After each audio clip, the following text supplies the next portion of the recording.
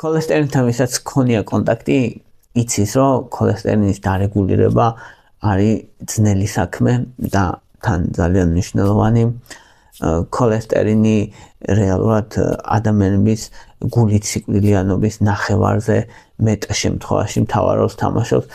ანუ რეალურად ქოლესტერინის დარეგულირებით სიცოცხლეს იხანგრძლივებს ადამიანი, განსაკუთრებით მას, ვისაც აქვს წნევა, დიაბეტი, გულის დაავადებები, ჭარბიწონა და სხვა პრობლემები, მათ შორის თირკმლის პრობლემები.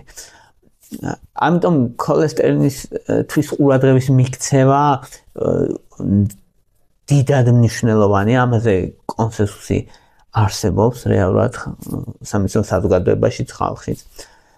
და მე მაქვს ვიდეოები ქოლესტერინის მკურნალობაზე, თქვათ, რატომ მიდის ქოლესტერინის ზევით და მრავალი სახის ასეთი ვიდეო მაქვს, მაგრამ აქ მინდა გავამახვილო ყურადღება 10 ყველაზე მთავარი ხემსი ან სნექი, რასაც ჩვენ ყოველდღიურობაში ვეძახით, წახემსება, რასაც არასწორ არჩევანს ვაკეთებთ და შეგვიძლია რომ გავაკეთოთ სწორად. ანუ 10 ჯანსაღი ხემსი, ანუ მცირე საჭმელი, რაც შეგვიძლია რომ კვებებს შორის ვჭამოთ, ისე რომ თან ქოლესტერინი დაბლა დაწევს. ქოლესტერინის დაბლა დაწევას, როცა ვამბობთ, გულისხმობთ ცუდ ქოლესტერინს, ცუდი ქოლესტერინის ახასიათებს მიეკრობა კედელს, არტერიებს და იქ ოქსიდაცია ხდება მისი და აზიანებს გარშემო, ეს ოქსიდაციური სტრესით რეალურად გარშემო აზიანებს. უბანს, მე იქ მოდიან იმუნური უჯრედები, მე მრავლდებიან, მოკლედ ერთი ზედახორა მიმდინარეობს იქ და ეს ქოლესტერინი გროვდება და გროვდება. გულისხმობთ ამას, რომ ეს ნაწილაკები მოცილდეს სისხლძარღვების კედლებს და გაიწმინდოს სისხლძარღვების კედლები. ერთ-ერთი ისეთი საინტერესო, რასაც ვიტყოდი პირველს, არის პოპკორნი. პოპკორნი, ანუ ბატიბუტი იგივე. ბატიბუტი სინამდვილეში არის კარგი. თუ საუბარია იმაზე, რომ ბატიბუტი იქნება ყველანაირი დანამატების გარეშე, მაგალითად არა შაქრით, არა მარილით, არა ცხიმით, ან ძალიან მინიმალურით. ამ შემთხვევაში მით უმეტეს შეიძლება, რომ ეს ცხიმიც ჯანსაღი იყოს, მაგალითად ზეითუნის ზეთით და არა სხვანაირი ზეთით, ან და არა კარაქით. ამ შემთხვევაში შეიძლება იყოს ეს ბატიბუტი სასარგებლოც, რადგან სრული მარცვალეა რეალურად, ბოჭკოვანი აქვს ბევრი, შედარებით ბევრი, ანუ ორგანიზმისთვის კარგია, ქოლესტერინისთვის კარგია, შეიცავს პოლიფენოლებს, შეიცავს ანტიოქსიდანტებს. ასევე პოპკორნს ან ბატიბუტს შეუძლია რომ ნაღლის მჟავები გახსნას და LDL ოქსიდაცია შეამციროს, ანუ ცუდი ქოლესტერინის შეამციროს. მაშინ როცა საკმაოდ ცოტა ბატიბუტი სიმინდით გამოდის საკმაოდ ბევრი მოცულობით ეს, რაც ხალხს უყვარს, სასიამოვნოა, სასიამოვნოდ მისაღებია და ქოლესტერინისთვისაც კარგია. ანუ იმის ნაცვლად რომ მივიღოთ შოკოლადი, იმის ნაცვლად რომ მივიღოთ რაღაც ან კამფეტები, ან ტკბილეული, ან პური, ეგეთ დროს კვებას შორის სრულიად შესაძლებელია, რომ 100 და 100 გრამებში საკმაოდ ცოტა გამოდის ეს ბატიბუტი, მიირთვათ, ოღონდ არა დამარილებული, არა ტკბილი და არა რამე მოსხმული, არამედ ბუნებრივი ფორმით. ასევე ადამიანებს როცა საღამოთი საჭმელი ძალიან უნდებათ. ერთ-ერთი კარგი საშუალება ამ დროსაც, ჩიფსებს ვინც შეჩვეულია, რომ ჭამოს ჩიფსი ან ესეთი რაღაცეები კიდე. ამ შემთხვევაში ერთ-ერთი საუკეთესო ან შემწვარი კარტოფილი, ვისაც უყვარს და მაინც ღამე უყვარს, სრულიად შესაძლებელია ჩანაცვლდეს პატიმუდით. მეორე მნიშვნელოვანი, რასაც ვიტყოდი, არის შვრია. აი შვრია ერთ-ერთი საუკეთესოა მართლა. LDL ცუდ ქოლესტერინს ამცირებს, შეიცავს ბეტა-გლუკანს, რომელიც უკავშირდება ნაღლის მჟავებს და გამოდევნის ცუდ ქოლესტერინს პირდაპირ გაგებით და საკმარისია რომ 3 გრამი ბეტა-გლუკანი მიიღოს ადამიანმა დღიურად, რაც არის დაახლოებით 60-დან 80 გრამამდე შვრია. ეს უკვე ქოლესტერინს ამცირებს მნიშვნელოვნად, თითქმის 10%-მდე ამცირებს ქოლესტერინს და ეს საკმაოდ დიდი ძალაა რეალურად. განსაკუთრებით შესაძლებელია რომ დარიჩინს უმატებენ ხოლმე კენკროვანი შეგიძლიათ დაუმატოთ, პოლიფენოლებს მიიღებთ, ანტიოქსიდანტებს მიიღებთ და ანუ იმდენად კარგი ხემსი გამოდის, თან ეს შვრია კუჭში ფართოვდება, სიმაძღლის შეგნებას იწვევს და მნიშვნელოვნად ეხმარება ადამიანებს. ზოგი ადამიანი იწყებს დილას ამითი, გააჩნია ადამიანს როგორ ურჩევნია და კი, ანუ დილასაც მშვენიერია, ზოგი ადამიანისთვის ურჩევნია რომ შუაში მიიღოს, რომ თქვათ სადილამდე კარგად სიმაძღლის შეგრძნება გააყვეს. ესეც შესაძლებელია. მესამე მნიშვნელოვან ხემს, რასაც ვიტყოდი, არის ნუში და ნიგოზი. ნუში და ნიგოზი შეიცავს მონოუჯერ ცხიმებს, რომელიც არის სასარგებლო. შეიცავს მცენარეულ ომეგა-3-ს, მაგალითად ALA ესე ქვია, ნიგოზი მაგალითად, რომელიც ღვიძლში LDL რეცეპტორებს ამრავლებს და ცუდ ქოლესტერინს იკავშირებს. თუ კი დილით მიიღებ 30 გრამს, ან დილით, ან შუადღისას, ან საღამოთი გააჩნია ადამიანებისაც ტკბილი უყვარს, ტკბილის ჩანაცვლება შეიძლება სრულიად ნიგოზით. ანუ შეგიძლია რომ თუ შოკოლადს ჭამდი, აი ეს ერთი მუჭა ნიგოზი 30 გრამი და ახლა 1 მუჭი გამოდის არასავსე. ეგ მიიღო, ჯერ ერთი რომ მოაწესრიგებს გლუკოზას და მეორე ერთი მოაწესრიგებს ქოლესტერინს, ანუ ცუდ ქოლესტერინს გამოდევნის ორგანიზმიდან ღვიძლი გააწმინდავს, დაიწყებს წმენდას ცუდი ქოლესტერინის. დაახლოებით LDL-ი შეუძლია შეამციროს 7-10%-ით. ეს ძალიან დიდი მაჩვენებელია სხვათა შორის, ანუ არ იფიქროთ რომ მცირე მაჩვენებელია 6 კვირის განმავლობაში თუ კი დაიწყებ ან ნუშის 1 მუჭი დილით. ოღონდ აქ არ უნდა დაუშვათ შეცდომა, რომ ზოგი ადამიანი ფიქრობს, რომ 1 მუჭის ნაცვლად შევჭამ მოდი 3-ს და 3 სარგებას მივიღებ. აი ეგ აღარ არის ეგრე, 3 სარგებას ვერ იღებ, იმიტომ რომ ძალიან კალორიულია ნიგოზიც, ნუშიც და თხილეულობა ძალიან კალორიულია და უკვე იმდენ კალორიებს იღებ მერე, რომ შეიძლება წონაში მოიმატო და წონაში მატებას ჯამში სხვა ბევრი პრობლემები მოხდეს, მათ შორის ინსულინ რეზისტენტობა, მათ შორის მერე ისევ ქოლესტერინის გაუარესება, ამიტომ დოზას ძალიან დიდი მნიშვნელობა აქვს.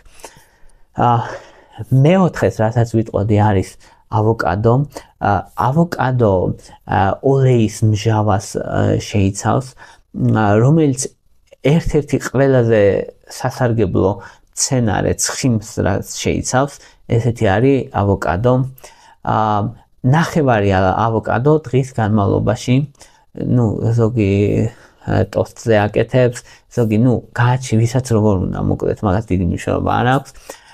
ამცირებს ქოლესტერინის სინთეზს ღვიძლში, აუმჯობესებს LDL რეცეპტორებს და მაგალითად არის კვლევები, რომლის მიხედვითაც დღეში ერთ ავოკადოს თუ მიიღებ 5 კვირის განმავლობაში, ცუდ ქოლესტერინის დაახლოებით 13%-ით ამცირებს. ანუ ძალიან დიდი შედეგია რეალურად ეს. ძირითადად ლანჩზე იღებენ ხოლმე, არა ძალიან ღამე, იმიტომ რომ ცოტა მძიმეა და თან დღის განმავლობაში ნაყროვანებას აძლიერებს და ამიტომ არის ხოლმე, რომ ავოკადო ჯობია მიიღო დილით. და ასევე ვინაიდან ცხიმიანია ავოკადო ძილისას განსაკუთრებით ტრიგლიცერიდების სინთეზი ძლიერდება ღამე და ეს რო არ მოხდეს ამიტომ ჯობია რომ მიიღო ყოველთვის დილით მოკლედ ესეთი საკვები შემდეგი არის პარკოსნები ხო პარკოსნების მიღება ნუ ხემსად პირდაპირ შეიძლება თქვა რომ არ არის მაინც ის დანერგილი რომ ახლა შეიძლება ლობიოს ვერ მიიღებ მაგრამ არის ბარდა არის სხვა ფორმით პარკოსნები იყიდება როგორც სნექები და ამაზეა საუბარი რატო არის კარგი იმიტომ რომ ერთი რომ კალორიულობა და კალორიულობასთან მიმართებაში ბევრი ცილები აქვს და ბოჭკოვანი აქვს და ძალიან მნიშვნელოვანია იმ მხრივ რომ იძლევა ნაყროვანებას და მნიშვნელოვანია იმ მხრივ რომ საწესმონელებელი სისტემისთვისაც კარგია ბევრ შემთხვევაში ადაპტაცია ჭირდება ზოგჯერ, მაგრამ ჯამურად კარგია და LDL ქოლესტერინს ამცირებს. ამაზეც საკმაოდ ბევრი კვლევებია, რომ თუ კი 6 კვირის განმავლობაში პარკოსნებს იღებს ადამიანი, ქოლესტერინი უმცირდება მნიშვნელოვნად. შემდეგი არის ჩია და სელის თესლი.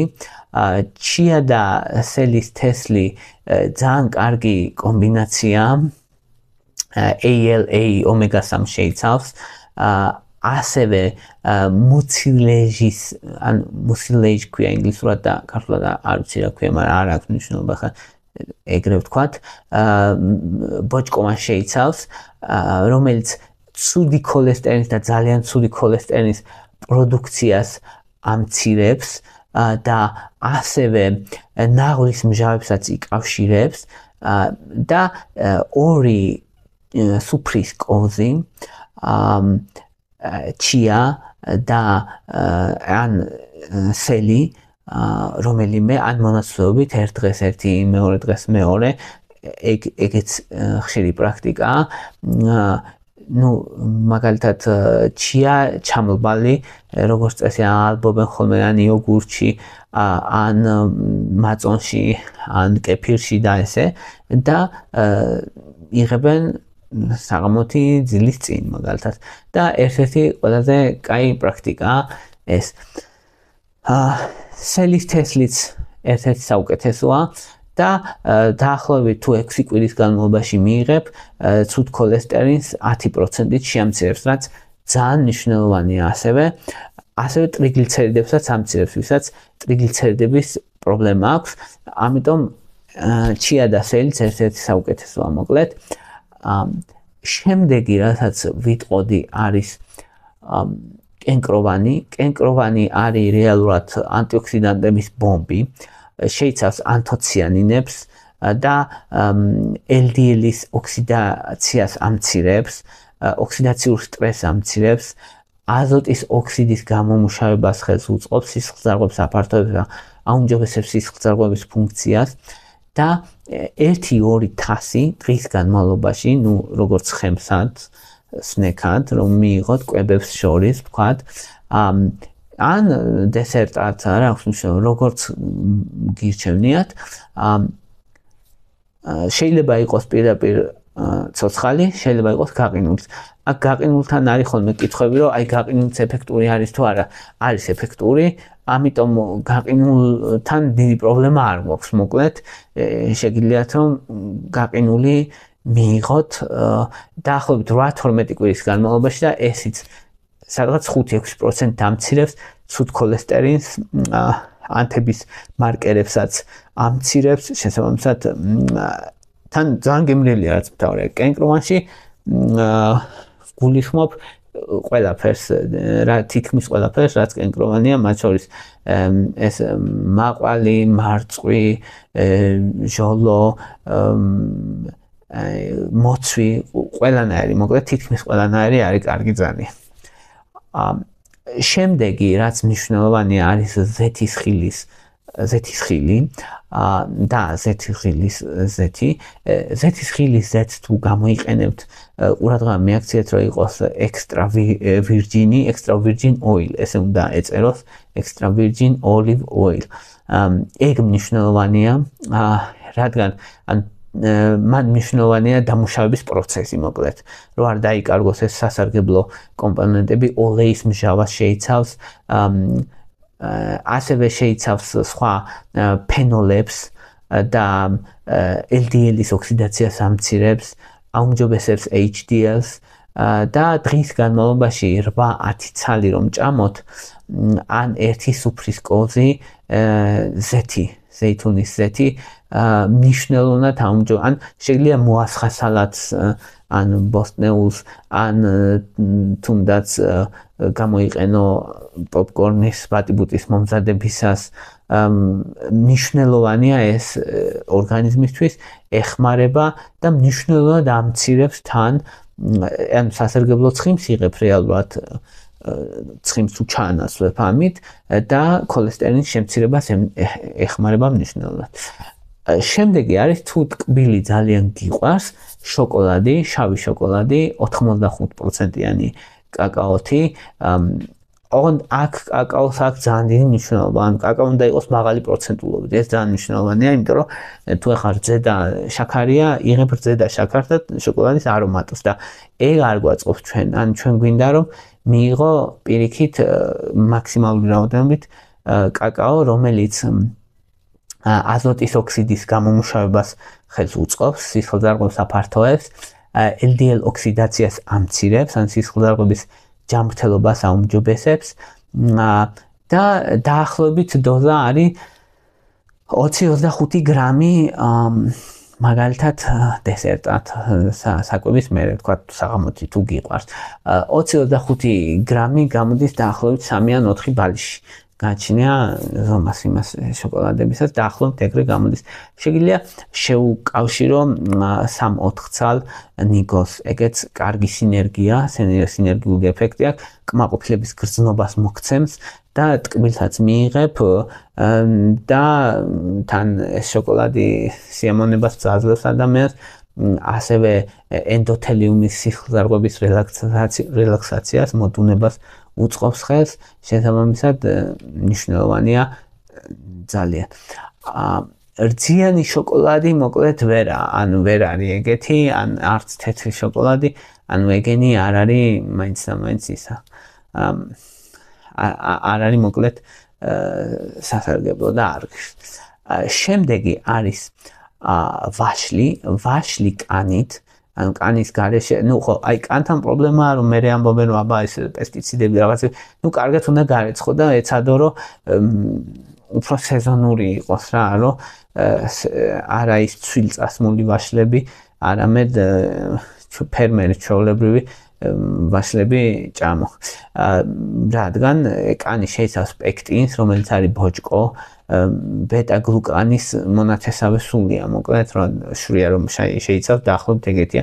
ესეც უკავშირდება ნაღლის მჟავებს და გამოდევნის მოკლედ და ამიტომ ერთი ვაშლი დღეში არის ძალიან კარგი ვარიანტი მოკლედ.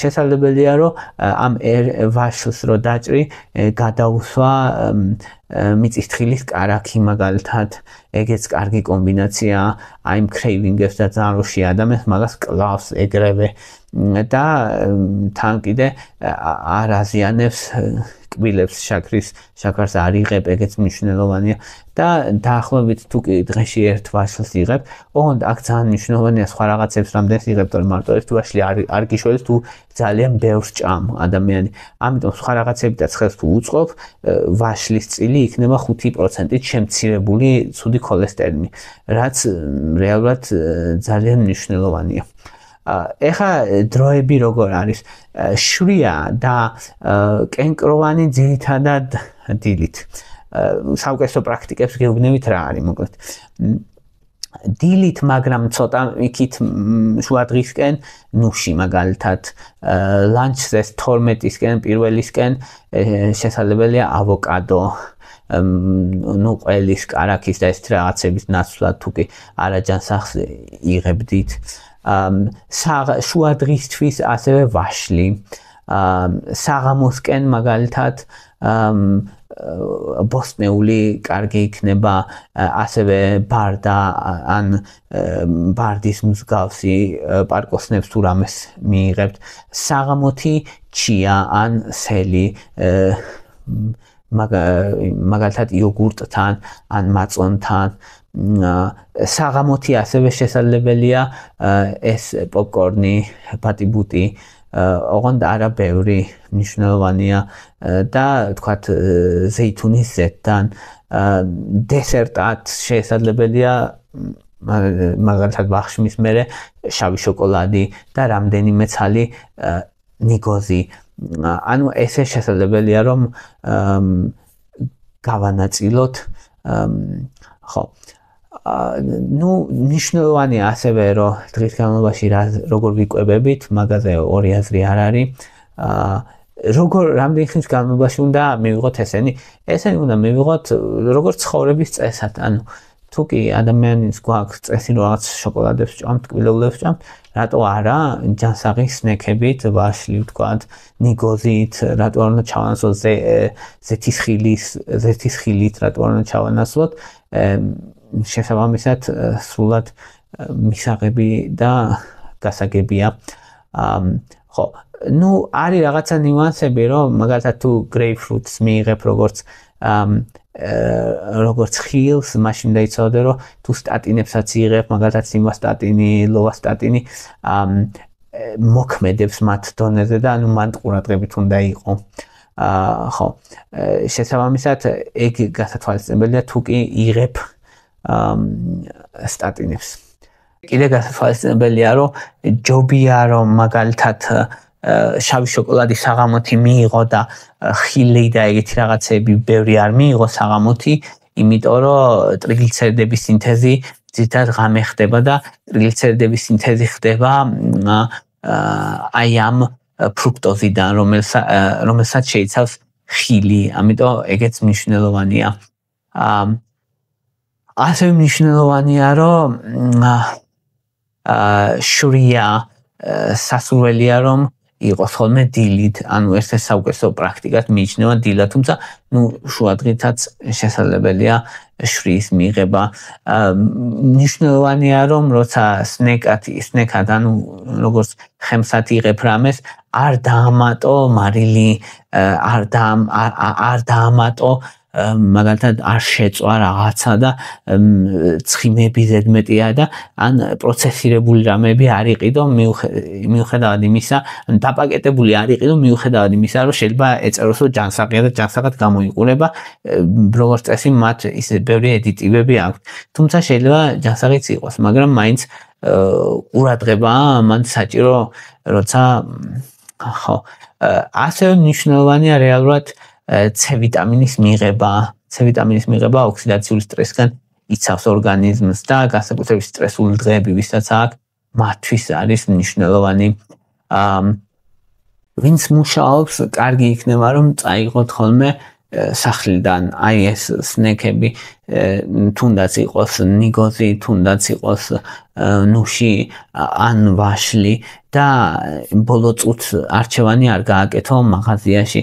რადგან ეგ დადგენილია კვლევებით, რომ როგორც წესი ის ბოლო წამის არჩევანი არასწორია ხოლმე და ადამიანი ემოციურად არასწორ არჩევნებს აკეთებს, განსაკუთრებით მაშინ თუ ან წონასთან, ან კვებასთან, ან ქოლესტერინთან ადამიანს პრობლემა აქვს.